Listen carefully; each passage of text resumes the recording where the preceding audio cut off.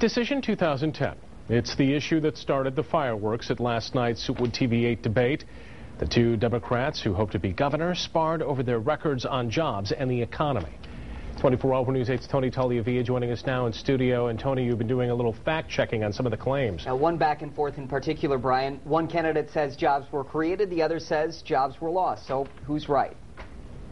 What I've done as mayor of Lansing is to create jobs. And Lansing Mayor Verge Bernero's campaign website touts 6,000 jobs created and retained since he came into office.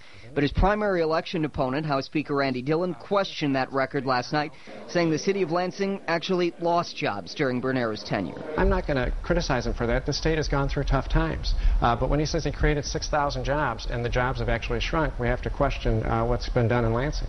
In some ways, both men are right. The Lansing Economic Development Corporation reports about 5,300 jobs were created through projects during the Bernero years. When you add in retained jobs, the jobs leaders say they prevented from leaving the city, you go over that 6,000 figure. But at the same time, the State Labor Market Information Office tells us total employment in the city of Lansing dropped from about 61,000 in 2006 when Bernero took office to about 57,000 in 2009.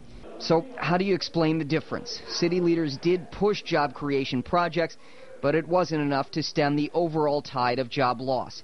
It's a similar situation statewide. In the midst of overall job loss in recent years, the state has continued to announce the creation of new jobs. If you missed the debate, you can watch the whole program at woodtv.com. Look for the link toward the bottom of the homepage that says gubernatorial debate. Susie? Thanks, Tony. So what impact do these debates, like the one last night and the one coming up on Thursday, have on you? 24 Hour News 8's political reporter Rick Albin, always a good person to check in with that. What do you think? I was trying to think how many of these debates I've done over the years, and I couldn't count that far. Right? But debates are rarely the deciding factor in the outcome of an election. Instead, they're an opportunity for voters to see the candidates side by side. That's exactly what happened last night.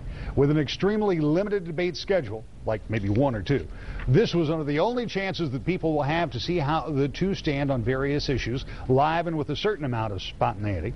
These kind of events give potential voters a chance to compare, making the debate more important, I believe, the fact that the questions came at the suggestion of our viewers. Each question at the request of those of you who responded to us on Facebook, Twitter, and woodtv.com. Same is true for Thursday's debate with Republicans. We ask you again to let us know what you want them to talk about. Go to any of our sites and let your voice be heard. Join us 7 o'clock Thursday night for the debate. You can see it streaming at woodtv.com.